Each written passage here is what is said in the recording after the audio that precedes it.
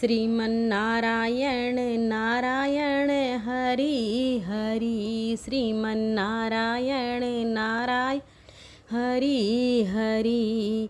हमारे लिए देर प्रभु काहे को करी, श्रीमन्नारायण नारायण हरि हरि। हरे कृष्णा। इस बार निर्जला एकादशी का व्रत 2 दिन पड़ रहा है, क्योंकि एकादशी तिथि 2 दिन लग रही है।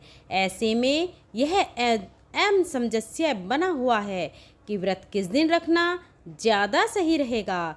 सही गृहस्थ जनों को, साधु सन्यासियों को या वैष्णवों को किस दिन व्रत रखना चाहिए। इस दिन हरिवासर का समय कब से कब तक रहेगा। तुलसी जी में जल अर्पण किस दिन करना चाहिए, और क्योंकि एकादशी 2 दिन पड़ रही है तो क्या दोनों ही दिन तुलसी जी में जल नहीं देना चाहिए। इसके अलावा व्रत का पारण कब और कैसे किया जाएगा, सारी जानकारी इस वीडियो में आपको मिलेगी। अगर आपको जानकारी अच्छी लगे तो वीडियो को लाइक ज़रूर कीजिएगा और हमारे चैनल सुविचार विद काव्या को सब्सक्राइब ज़रूर करिएगा। धन्यवाद। ज्येष्ठ मास के शुक्ल पक्ष में आने वाली निर्जला एकादशी को भीमसेनी एकादशी भी कहते हैं, क्योंकि पांडव पुत्र भीमसेन ने इस व्रत को सबसे पहले धारण किया था। और ऐसी मान्यता है कि इस व्रत में बिना अन्न और जल के ही व्रत रखने पर व्रत का पूर्ण फल प्राप्त होता है। पूरे वर्ष भर में एकमात्र निर्जला एकादशी में ही इतनी सामर्थ्य है कि साल भर की सभी एकादशियों का पुण्य एकमात्र निर्जला एकादशी का व्रत रखने से मिल जाता है। अगर साल भर की सभी एकादशियों का पुण्य आप प्राप्त करना चाहते हो तो 24 घंटे तक निर्जला रहने का आप संकल्प ले सकते हैं। लेकिन यह भी मान्यता है कि अगर इस व्रत में 12 घंटे तक भी निर्जला रहा जाए, यानी एकादशी व्रत के सूर्योदय से लेकर शाम को सूर्यास्त तक भी अगर निर्जला रह लिया जाए तो साल भर की 12 एकादशियों का पुण्य प्राप्त हो जाता है। इसलिए जिनकी सामर्थ्य पूरी तरह निर्जला रहने की ना हो, वे शाम तक भी इस व्रत में निर्जला रह सकते हैं। बीमार, बुजुर्ग या गर्भवती महिलाएं या फिर बच्चे जो कि निर्जला व्रत नहीं रख पा रहे हैं, तो इस व्रत को आप अन्य एकादशियों व्रतों की तरह यानी फलाहार और जल ग्रहण करके भी रख सकते हैं। जो लोग इस व्रत में बिना जल के ना रह सकें, वह इस व्रत में जल का, दूध और फलों का सेवन करके इस व्रत को धारण कर सकते हैं।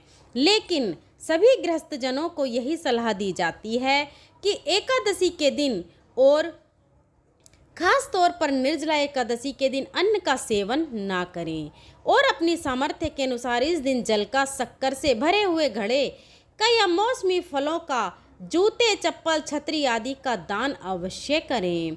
इस बार ज्येष्ठ शुक्ल एकादशी तिथि प्रारंभ होगी 6 जून शुक्रवार को सुबह 2:15 से। इससे पहले तक 10वीं तिथि विद्यमान रहेगी। अधिकतर गंगा दशहरा के ठीक अगले दिन निर्जला एकादशी का उपवास पड़ता है और इस बार 5 जून गुरुवार को गंगा दशहरा है।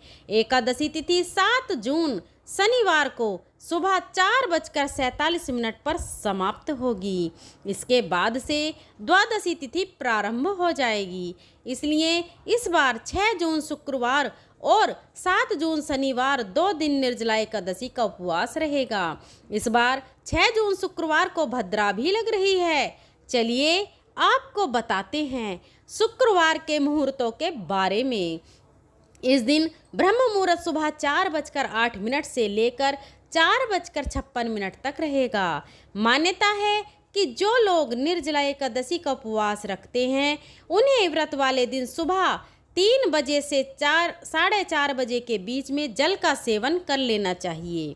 इसके बाद सूर्योदय से लेकर अगले दिन द्वादशी तिथि के सूर्योदय तक जल ग्रहण नहीं करना चाहिए और 6 जून शुक्रवार को सूर्योदय होगा सुबह 5:44 पर। सूर्यास्त होगा शाम 7:06 पर।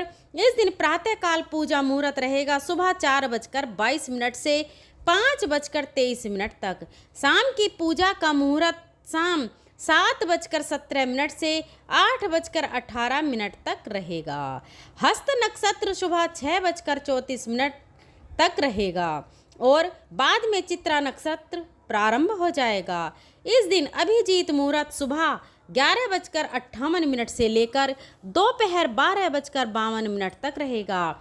राहु काल सुबह 10:30 बजे से दोपहर 12 बजे तक रहेगा और इस बार 6 जून शुक्रवार को भद्रा का समय रहेगा दोपहर 3:30 बजे से लेकर अगले दिन सुबह 4:47 तक और इस बार भद्रा का वास पाताल लोक में रहेगा। भद्रा काल को बहुत ही अशुभ मुहूर्तों में गिना जाता है। इस समय कोई नया काम करने से, कोई शुभ काम करने से बचना चाहिए। लेकिन पाताल लोक की भद्रा में धन इकट्ठा यदि किया जाता है तो उसमें लाभ होने की संभावना बढ़ जाती है। द्वादशी तिथि 7 जून शनिवार को सुबह 4:48 से प्रारंभ होगी। ध्यान रखिएगा, इससे पहले तक एकादशी तिथि रहेगी और द्वादशी तिथि की समाप्ति होगी 8 जून रविवार को सुबह 7:17 पर। द्वादशी तिथि लगते ही यानी सुबह 4:48 से ही हरिवासर का समय शुरू हो जाएगा और जो लोग भी एकादशी का व्रत रखते हैं उन्हें भूलकर भी एकादशी का उपवास हरिवासर के समय नहीं खोलना चाहिए।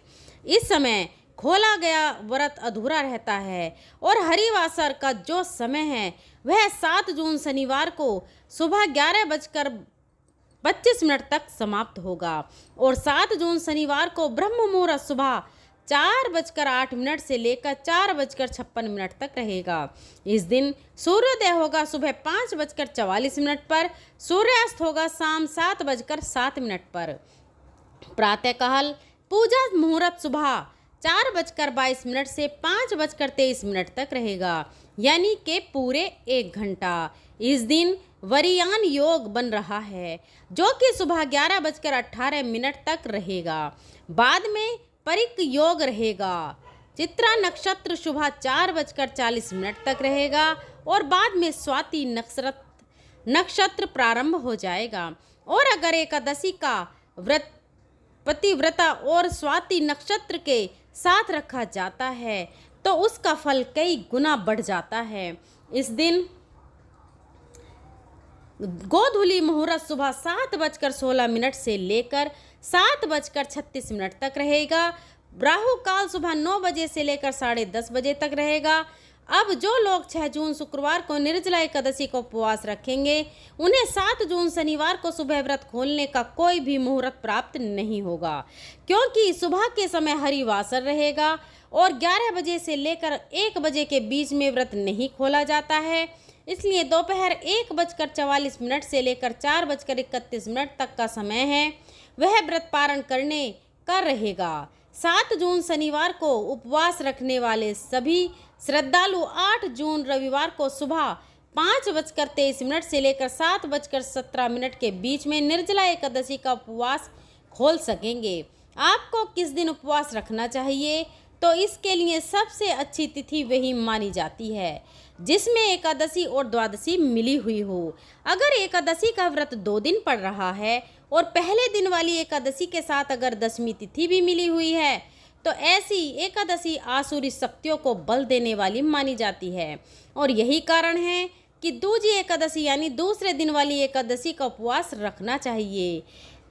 गृहस्थ जन हो या वैष्णव जन हो, उन सभी के लिए बहुत ही शुभ माना जाता है। और तुलसी जी में जल एकादशी के दिन नहीं दिया जाता, लेकिन आप जिस दिन भी व्रत रखें हो या फिर जिस दिन भी व्रत के नियमों का पालन कर रहे हों, एकमात्र उसी दिन आपको तुलसी जी में जल अर्पित नहीं करना चाहिए।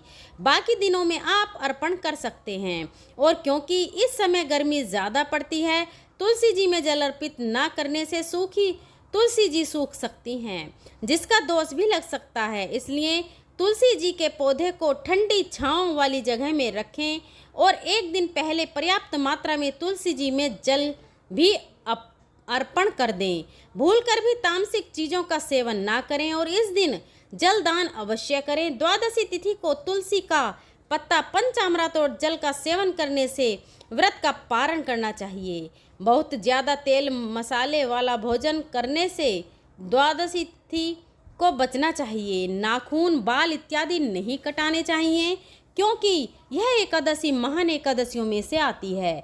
और अगर आप इस एकादशी का व्रत रख रहे हैं तो व्रत के नियमों को पूरी तरह ध्यान में रखते हुए ही आपको व्रत को धारण करना चाहिए। धन्यवाद।